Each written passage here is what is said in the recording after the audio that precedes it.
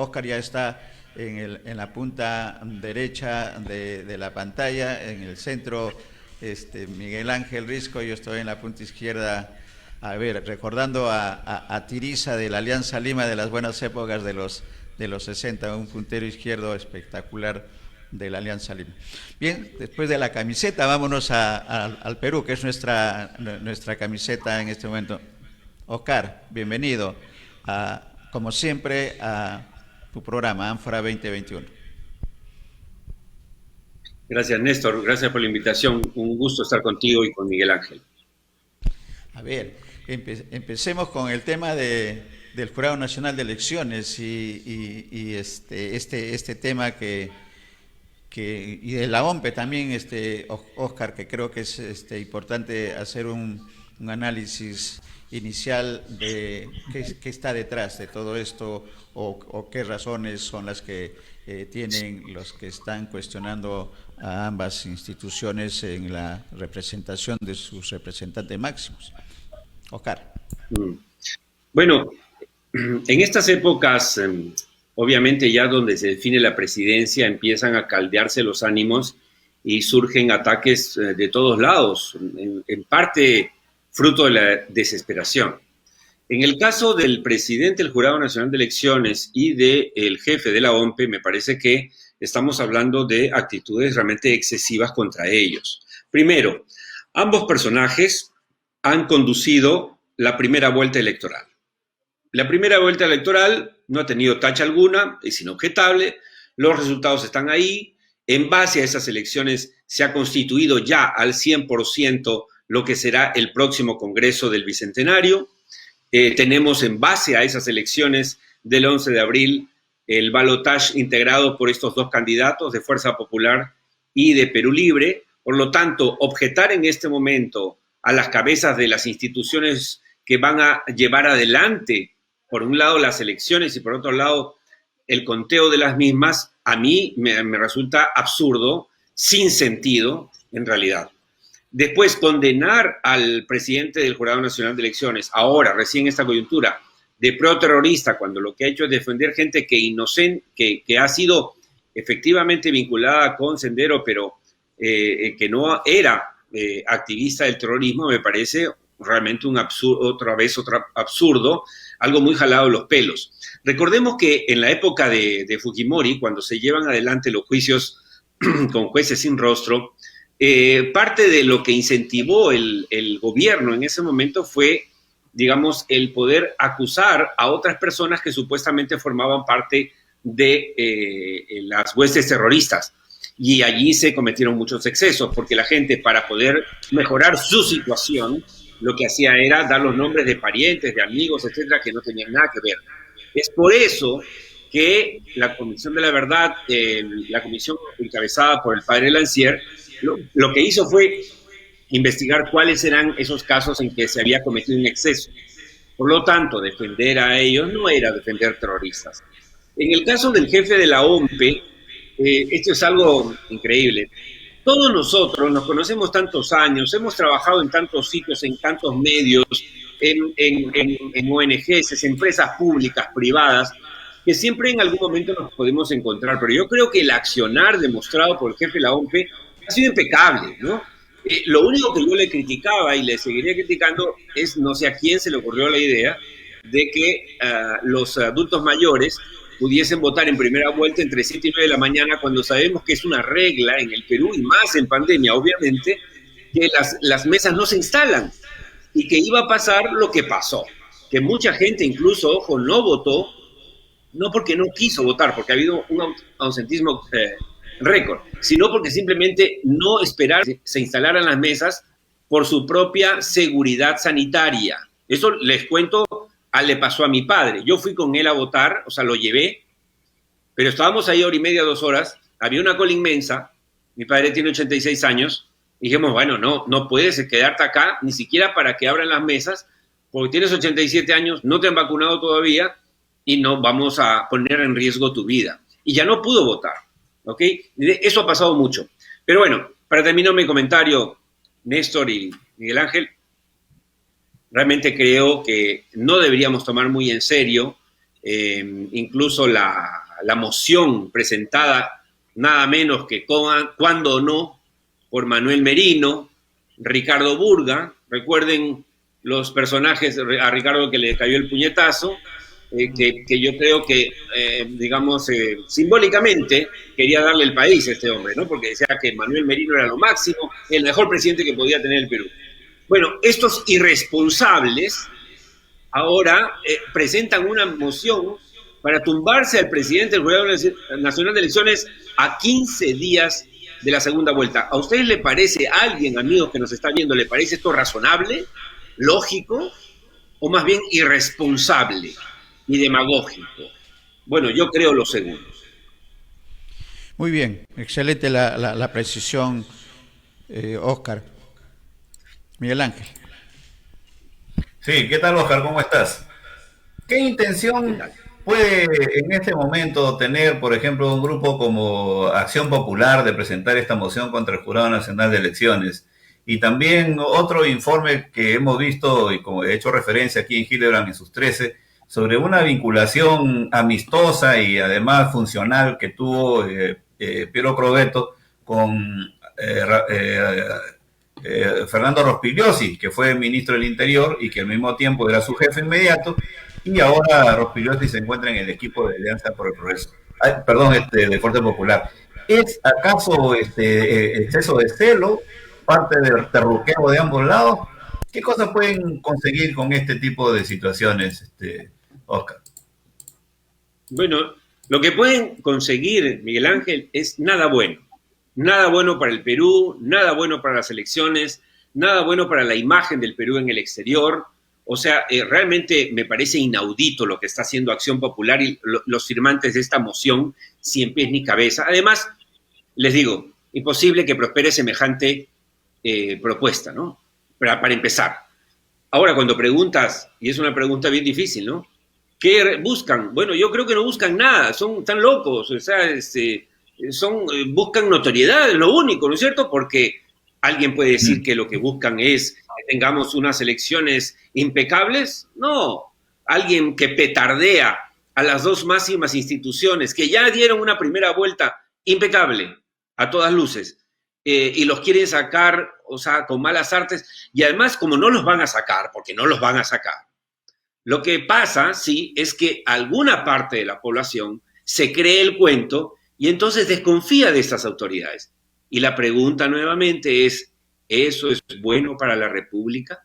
¿Es bueno para la democracia asustar la desconfianza respecto a los resultados cuando sabemos claramente que la diferencia entre el primero y en el segundo, en esta segunda vuelta, va a ser muy pequeña? Porque, ojo, si gana Castillo, va a ganar por 4%, alrededor de 4% a Keiko. Si gana Keiko, va a ganar también por 4 o 2%. Les debo recordar que las elecciones del 2016 las ganó Pedro Pablo Kuczynski con una diferencia de apenas 44,000 votos. A nadie, obviamente por eso es que nunca aceptó su derrota Keiko, pero por lo menos no se impugnó. Nadie dijo acá, hay pues ¿no? Un fraude. Y acá lo que pasa, amigos, y no nos chupemos el dedo, es que hay gente interesada, y yo diría que claramente del lado de Castillo, por crear la desconfianza tal de que en caso que pierdan, puedan salir a las calles a gritar fraude. Y eso realmente es indigno y yo creo que inaceptable. Correcto, coincidimos totalmente. Pasemos la página para conversar sobre el equipo técnico. Tenemos ahí en pantalla el equipo técnico de Pedro Castillo, que lo conocemos porque ya es de difusión desde ayer, y también tenemos ya el equipo técnico que anteriormente Fuerza Popular, Oscar y Miguel Ángel lo habían señalado. ¿Qué se espera, Oscar, de este debate, que más que todo va a ser digamos, una exposición y una reafirmación de lo que los candidatos presidenciales han señalado? ¿O qué otra visión puede darse de esta actividad que va a ser mañana y que va a reunir pues a dos equipos aparentemente con el mismo nivel, salvo mejor opinión, Oscar. Adelante. A ver, no sé qué opine Miguel Ángel, pero yo creo que el equipo, bueno, primero el debate de mañana es importante y se ha convertido en algo mucho más importante que sería en otras, digamos, circunstancias, debido a que solo hay 2 debates. Este sería el penúltimo y el último con los candidatos presidenciales. La segunda razón por qué se convierte en algo más importante y seguramente va a ser visto por millones de peruanos es para conocer exactamente qué dice cada uno, porque como sabemos, en el caso sobre todo de Castillo, se han dado varias versiones de una misma realidad. Una cosa es decir, voy a cerrar el tribunal, y otra cosa es decir, no, solamente quiero llamarles la atención. Una cosa es decir, voy a cerrar la Defensoría del Pueblo, y otra, no, solamente voy a mejorarlo. O sea, son saltos realmente espectaculares. Yo no puedo decirle a alguien, te voy a agarrar a patadas, y después cuando me pide una aclaración decir, no, en realidad lo que yo quería era llamarte la atención. O sea, por favor, eso vamos a ver mañana qué quiere decir. Segundo, la versión del plan de gobierno, el plan bicentenario, que lo ha llamado Castillo, también, si bien mantiene las líneas directrices, trata de moderar algunas cosas, aunque yo la verdad veo en esencia lo mismo. Pero algo, Miguel Ángel, que no sé si compartes conmigo, Néstor, es lo siguiente, ¿no? Desde el punto de vista político y pensando en los votos. El equipo de Castillo yo creo que tiene más las de ganar, no por su capacidad, mucha o poca, sino porque tienen de su lado algo que siempre vende más, que es el ataque, el discurso que ni siquiera tienen que sustentar. Si la señora Dina Boluarte, que es la vicepresidenta de Castillo, que tiene que exponer sobre reforma del Estado, habla de que el Estado no sirve, que los pobres no les llega el dinero, que los corruptos la llevan toda, y que efectivamente lo que van a hacer es que el Estado esté al servicio de los pobres, suena bien, no hay que explicarlo, pero vende. Si el señor Juan Pari, conocido por todos, en la recuperación económica y reducción de la pobreza, sigue con ese discurso en que vamos a repartir mejor, vamos a distribuir mejor, vamos a lograr que la gente realmente llegue el beneficio a todos, incluyendo lo de las empresas mineras, suena bien, no hay que explicarlo. Y puede que la gente lo vea bien. En salud y manejo Hernando Ceballos, de manejo de la pandemia, Hernando Ceballos es un conocido por todos, es un buen conversador, también va a poder aplicar demagogia sin ningún problema. En infraestructura tiene que hablar Andrés Alencastre, no lo miro mucho, pero efectivamente no lo conozco, la verdad. Pero si hablas de infraestructura y empiezas a decir cosas que pueden decir, que van a multiplicar las casas, que van a poner pistas y veredas en todas las partes que hoy tienen terrales, etcétera, suena bien. No tienen que demostrarlo, pero puede vender. Y así, para terminar, bueno, Avelino Guillén, ojo, yo soy un admirador de Avelino Guillén, todos los hemos visto cuando enjuició a Fujimori, era mejor que su jefe, él era el segundo, ¿recuerdan? Avelino, por lo tanto, a la hora que hable de la corrupción y todo lo que significa, porque digamos, Avelino Guillén, entre comillas, es el padre de Domingo Pérez, ¿no? Es lo que era lo que es Domingo Pérez, digamos, para la opinión pública, me refiero, ¿no? El defensor el hombre, el Quijote, y por supuesto que hizo estupendo trabajo.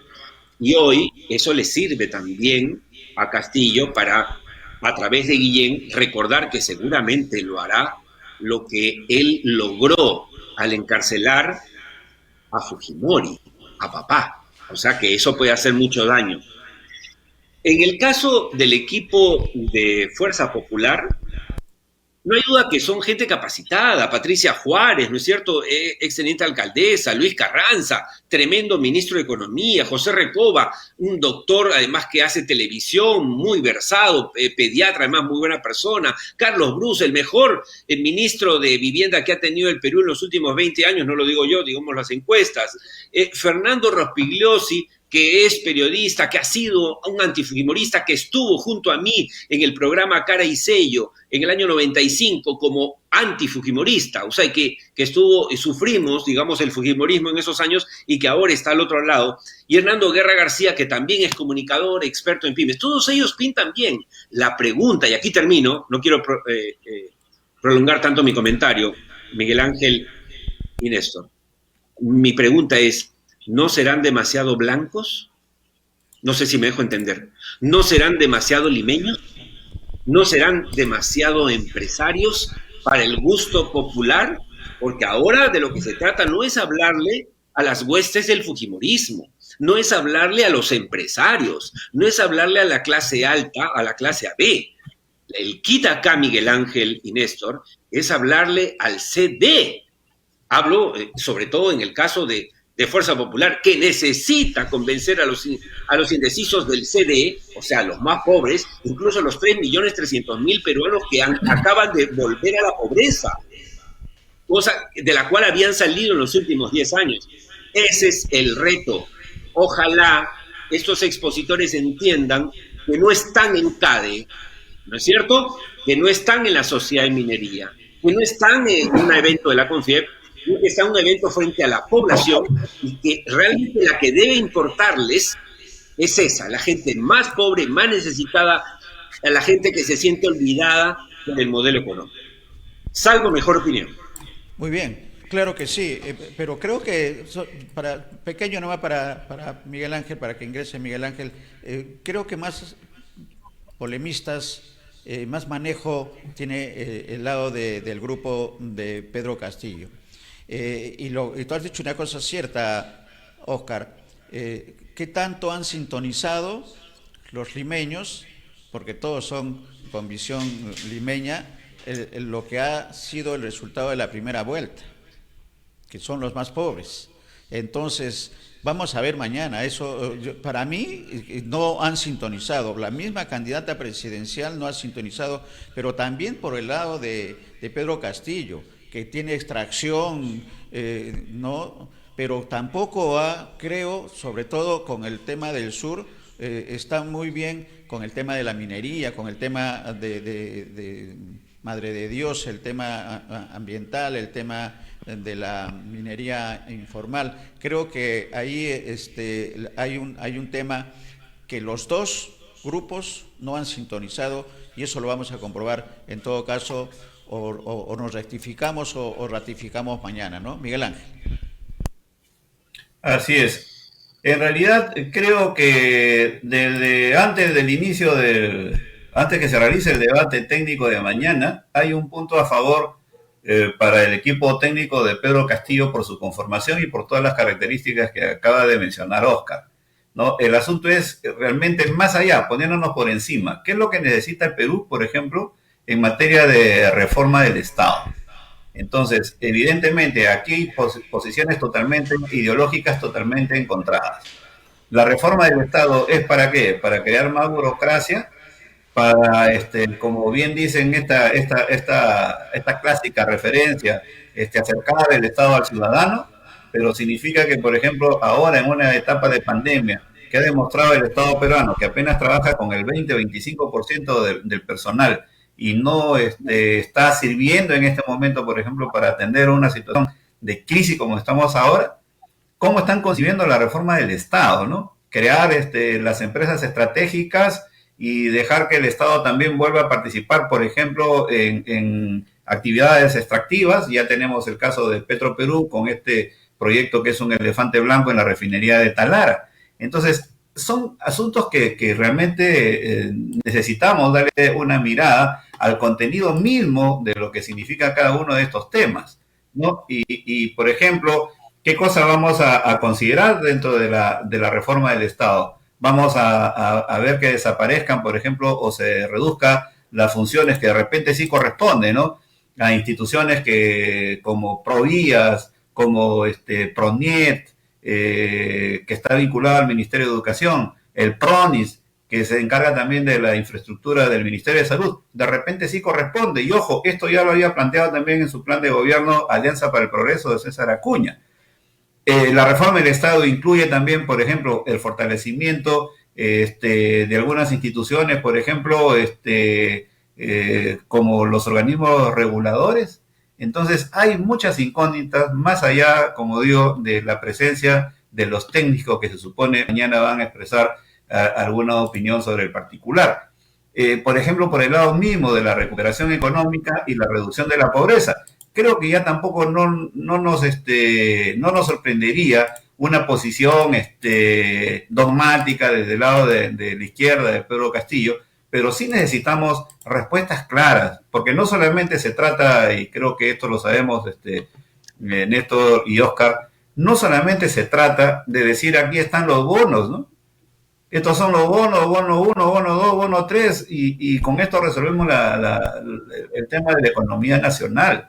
No como también otros partidos habían señalado que, me parece que también fue Acuña, vamos a comprar la deuda de todas las micro y pequeñas empresas a través de COFIDE y del Banco de la Nación, y además le vamos a dar un periodo de gracia de 2 años o 3 años. Y creo que también los candidatos en este caso están aligerando demasiado sus posiciones para querer ganarse justamente a ese electorado del D para adelante. Entonces, eso es lo que necesitaríamos realmente escuchar, y el debate técnico que van a tener mañana, ojalá que nos dé respuestas sobre el particular.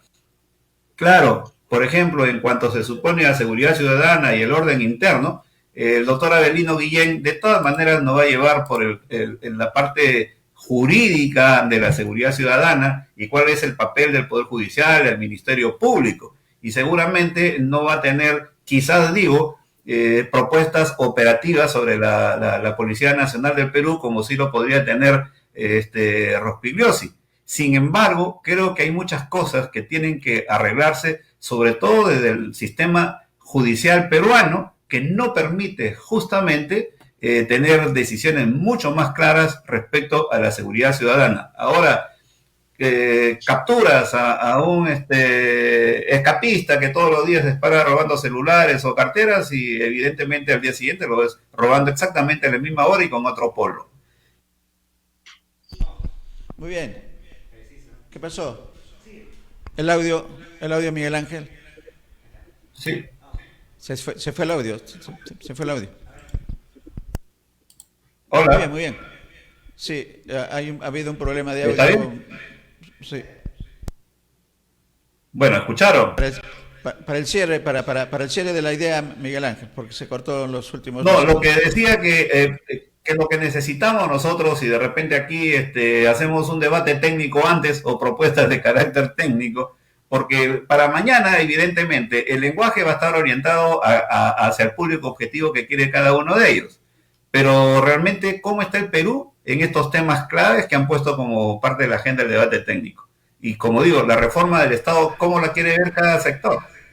El tema de la seguridad ciudadana también, y la recuperación de la economía, y ojo, ambos coinciden. Ahora ya Keiko Fujimori también se ha convertido en populista, ¿no?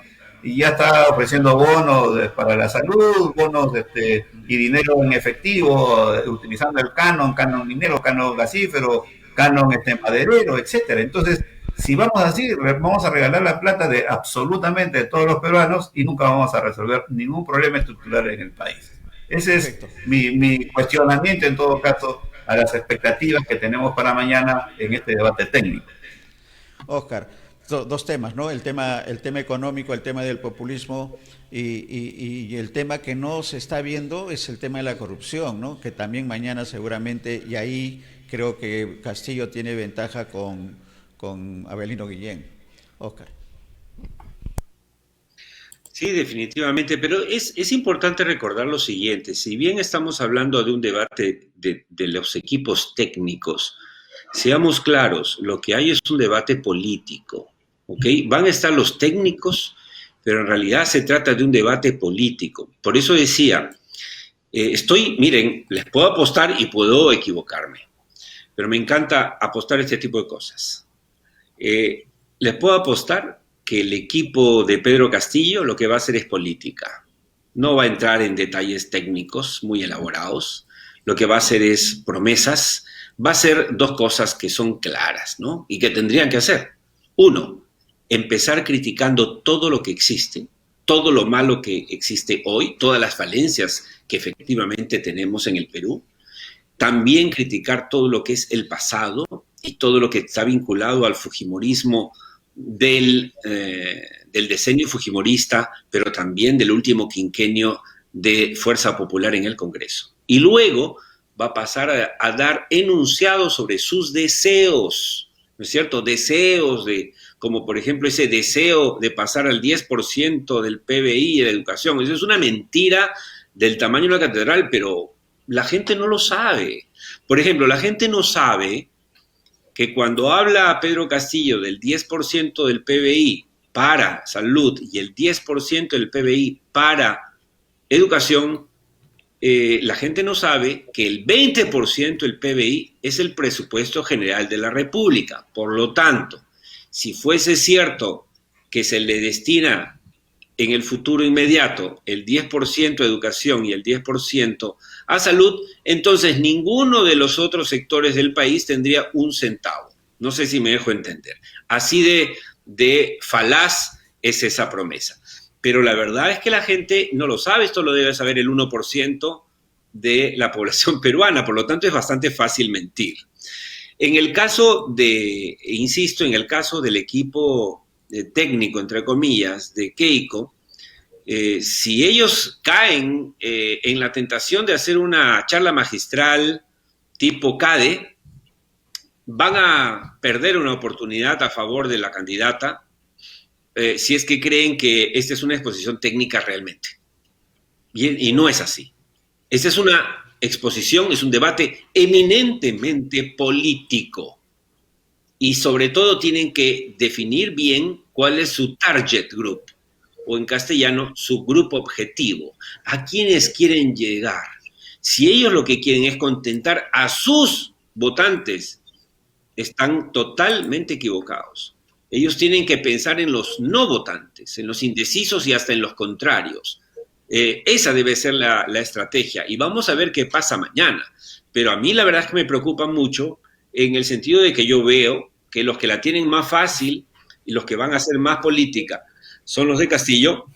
Y creo que los cuadros que va a presentar mañana Fuerza Popular pueden caer fácilmente en la tentación de dar charlas magistrales, ¿no? Exposiciones supuestamente muy sesudas e inteligentes que no van a calar en la población, con lo cual habrían desperdiciado una extraordinaria oportunidad para sumar votos a su candidata. Sí, lo cierto que la apuesta, Oscar, tiene mucho de real, ¿no?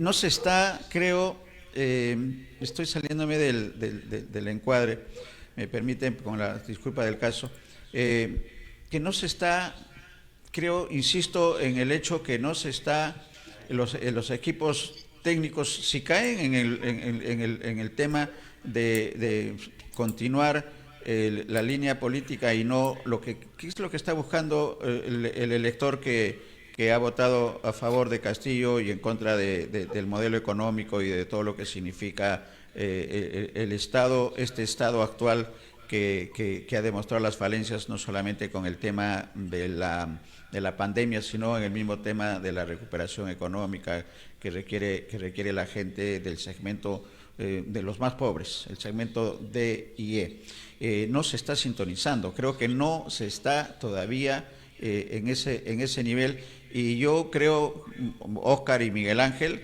que la apuesta tiene validez, pero también tenemos que ver qué tanto mañana evaluar ese equipo técnico está sintonizado, porque la izquierda maneja muy bien el diálogo y la polémica, ¿no es cierto?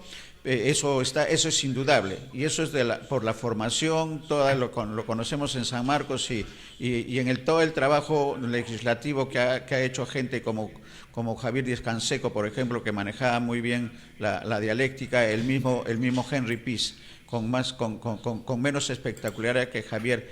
Para poner dos ejemplos, entonces, y por el lado del equipo de Keiko son más técnicos, y yo reitero que su visión es limeña, su visión es centralista, su visión no es de buscar, ¿por qué? Porque no conocen, esa es su formación.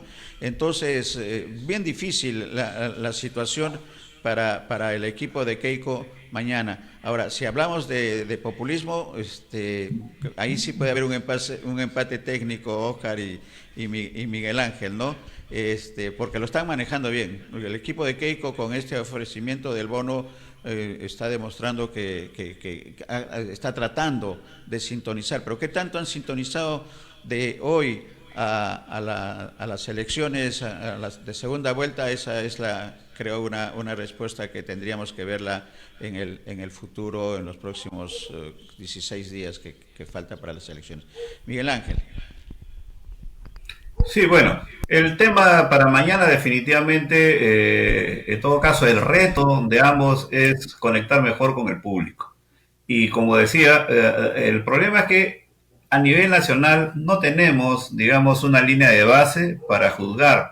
Y como muy bien señalaba Oscar, sí, pues van a hablar para la gente de en adelante y que no tienen las referencias, ¿no? Por ejemplo, y es válido lo que han manifestado, que el 20% del PBI es el presupuesto general de la República, así es totalmente correcto. Entonces, si tú dices, como lo está manifestando reiteradamente el equipo de Pedro Castillo y el mismo maestro, que vamos a invertir el 10% del PBI para la educación y el 10% para salud, entonces, ¿con qué nos quedamos, no? ¿No? Vamos a volver a la época de Alan García, que dejó de menos 180 millones de dólares de reservas internacionales netas en el Banco Central. Entonces, ¿qué tenemos que hacer? ¿Volver a la maquinita? ¿Qué tenemos que hacer? Entonces, eso un poco nos queda también a nosotros hacer un poco de referencia, algo de docencia también informativa, porque eso es fundamental.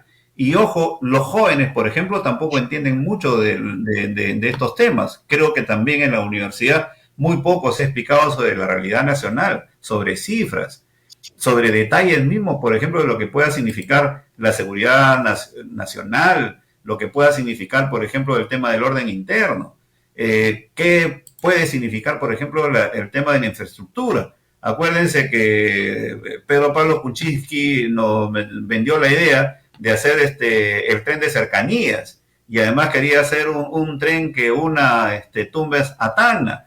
¿Y eso en qué quedó? Todos los temas de infraestructura, por ejemplo, que garantizan y deberían garantizar en todo caso la conectividad nacional para acercar, por ejemplo, y garantizar de esa manera la descentralización productiva del Perú, hasta ahora no se tiene esa mirada. Y tampoco ninguno de los dos partidos que han llegado a esta final nos ha dicho cómo quiere dejar el Perú de cara al 2026, ahora nomás a la vuelta de 5 años. O sea, nadie te ha pintado ni siquiera una visión de futuro que debe tener el Perú, que se supone debe ser un país fortalecido, descentralizado, productivo, con fuente de investigación, etcétera. Nadie nos ha pintado ese panorama. Todos están ofreciendo para el día a día y no tienen una visión del país. Ese es el gran reto, Oscar y Néstor.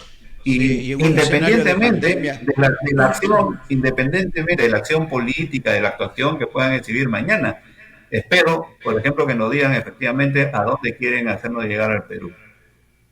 Y para mí es un gran reto que hasta ahora ninguno de los candidatos lo ha manifestado. Correcto, y en un escenario de pandemia, ¿no? Que tenemos que subrayarlo también, Oscar. No, totalmente de acuerdo. El evento de mañana realmente va a tener, estoy seguro, millones de televidentes, y eso está bien. Más allá de lo que yo he dicho al principio, de que son exposiciones netamente políticas, espero, como Miguel Ángel, por supuesto, que a pesar y más allá de sus mensajes políticos, obviamente, para ganar votos, no dejen de marcar la pauta de lo que cada uno, de cada agrupación, tiene como visión de país.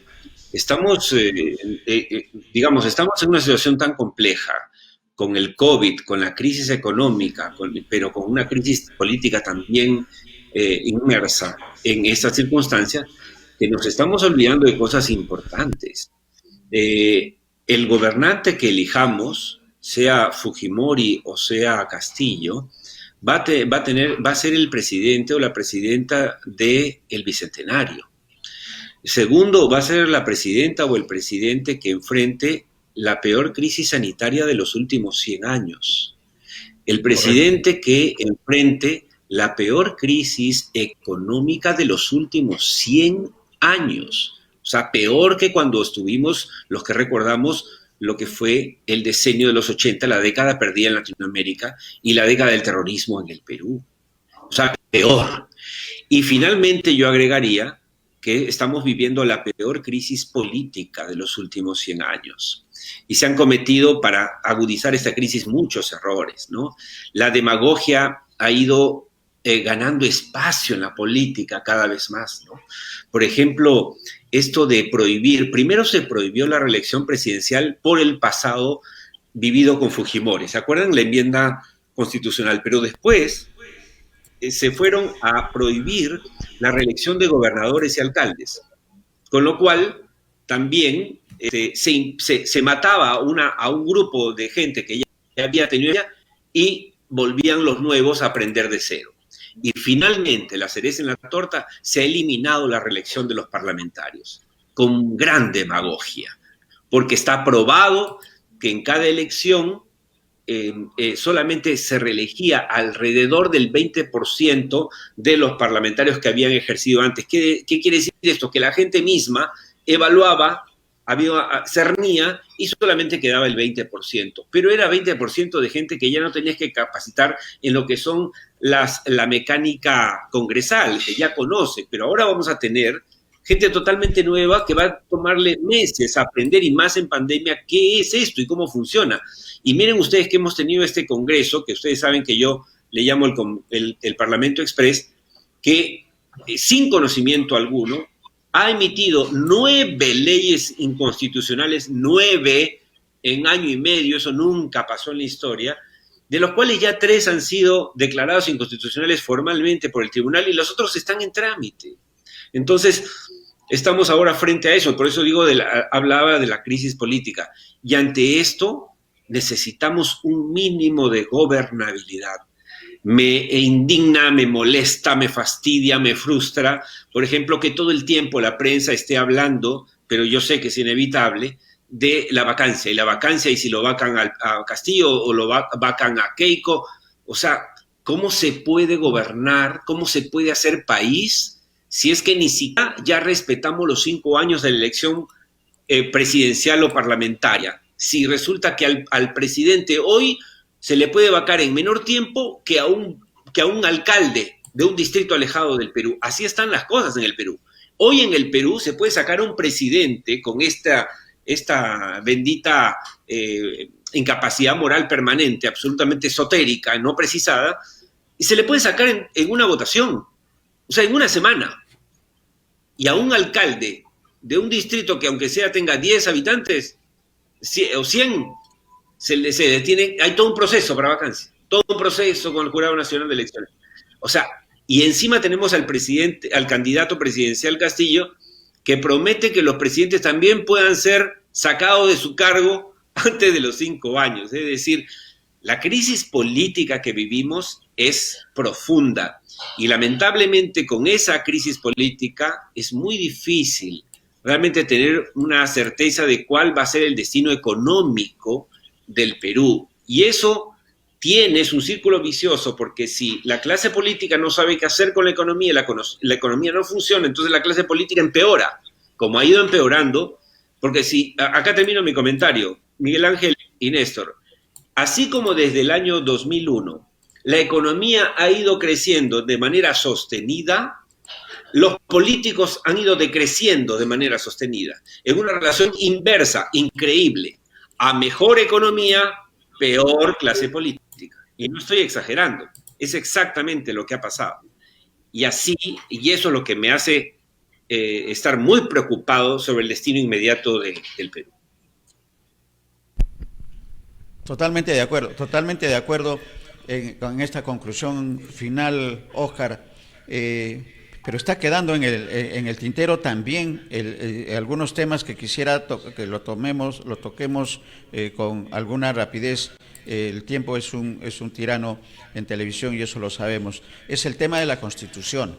El tema de la Constitución, seguir reformando la Constitución, nueva Constitución, que también eso ingresa a este tema de las prioridades, ¿no? Tú has dicho una cosa cierta, Óscar, pero que lo tienen en agenda los políticos, los dos que están en competencia, más creo Pedro Castillo, pero también creo que como análisis es necesario hacer un comentario, Miguel Ángel y Óscar.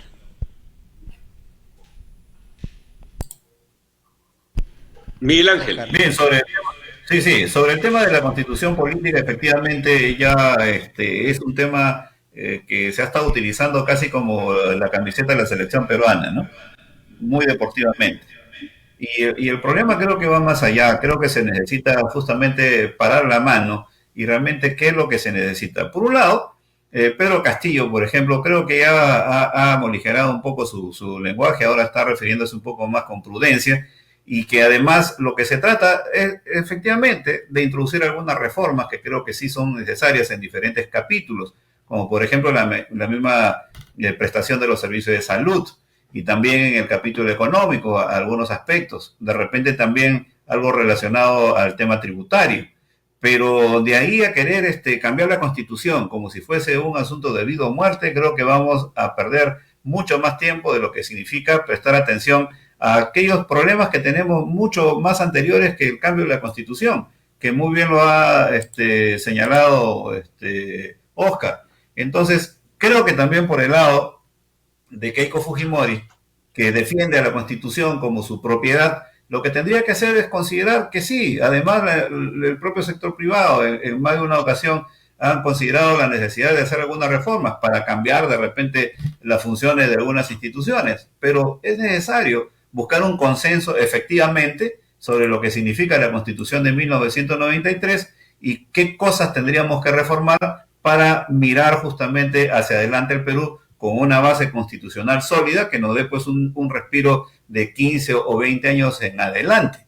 Pero aquí hay un choque, ¿no? Que no toquen mi constitución porque eso lo hizo mi papá y punto. No, creo que tienen que acercar de alguna manera posiciones al respecto, porque no se trata solamente de dar riendas sueltas a un partido o a una ideología, sino sobre todo se trata de mirar cuál es la base que tiene el Perú desde el punto de vista constitucional para seguir adelante. El respeto sobre todo a las instituciones, eso es lo primero que también se tiene que consolidar, y creo que si Keiko Fujimori aligera también un poco su posición sobre la Constitución de 1993, creo que ganaría también un alto sector de la población que todavía se muestra en la lista de los indecisos. Adelante, Oscar. Claro, Miguel Ángel, solamente porque has dejado una figura muy interesante, Miguel, de Óscar, que no solamente en este caso vale ponerse la camiseta de Perú, sino hay que sentirlo a Perú. Y creo que eso es lo que no se está, lo que no se está haciendo en una especie, digamos, de figura al comentario de Miguel Ángel. Óscar. A ver, algunas cosas sobre la Constitución. Estoy seguro que solo el 2% de la población debe saber exactamente cuántas veces ha sido enmendada o corregida o modificada esta Constitución. Son 22 oportunidades. Y se han hecho enmiendas importantes, como por ejemplo la eliminación de la reelección presidencial, la eliminación de la reelección congresal, la eliminación de la reelección de gobernadores y alcaldes. Se ha dado con estas enmiendas, por ejemplo, el voto a los policías, a las fuerzas policiales y armadas. Se ha declarado también de derecho de todos los peruanos el acceso al agua. Se le ha dado el poder a las regiones para poder crear contribuciones y tasas, o sea, nuevos tributos. O sea, cosas importantes. Por lo tanto, no es verdad la prédica de que la Constitución está sellada, digamos, son los 10 mandamientos, las tablas de Moisés y no se pueden tocar. Se han tocado 22 veces en los últimos 20 años y la Constitución está perfectamente preparada para ser modificada. Segundo, esa Constitución, y les habla un crítico del fujimorismo de toda la vida, pero esa Constitución fue producida, sí, efectivamente, dentro del Fujimorato, pero justamente si algo no se objetó en aquella época incluso fue la elección de ese Congreso Constituyente y, digamos, la validez de esa Constitución, tan así que esa Constitución que nos rige hasta hoy ha permitido el mayor crecimiento del Perú de los últimos 100 años. Sin embargo, como dice Néstor, efectivamente, hay un reclamo popular, lamentablemente basado en el desconocimiento, pero existe. Con la sensación, que siempre es la historia, en Latinoamérica en general, que cambiando la Constitución se cambia la historia, ¿no? O sea, si cambiamos la Constitución, comemos mejor, nos pagan más y vivimos más felices. Tremenda mentira. Es como, digamos, que solamente el matrimonio asegura la felicidad. No, puede, por supuesto, yo creo en el matrimonio, estoy casado, pero no es la única forma de ser feliz. Entonces, creo finalmente que sí, que es necesario, cosa que no he entendido bien a Fuerza Popular, que teniendo en cuenta el sentimiento popular, no puede decirse o crearse la sensación de que ellos defienden la Constitución porque la hizo papá. Eso es un error. El otro día, ¿saben qué? Estaba repasando en qué gobierno se han creado instituciones como SUNARP, Indecopi, COFOPRI, OSINERMIN, PRONA, FONCODES, todas ellas, Indecopi, OCIPTEL, todas ellas se han creado en el decenio fujimorista. ¿Qué quiere decir esto? Que no todo es blanco, que la vida no es blanco y negro. Que fue un mal gobierno desde el punto de vista democrático y las libertades, por supuesto. Por eso están en la cárcel. Pero desde el punto de vista económico, realmente sentó las bases de lo que luego fue en los últimos 20 años el crecimiento económico del Perú que ha envidiado el mundo. Y ahora estamos ante la grita popular que quiere quemar a ese modelo como si fuese el culpable de los males, cuando el culpable real de los males del Perú es la clase política indecente, corrupta y mediocre que tenemos.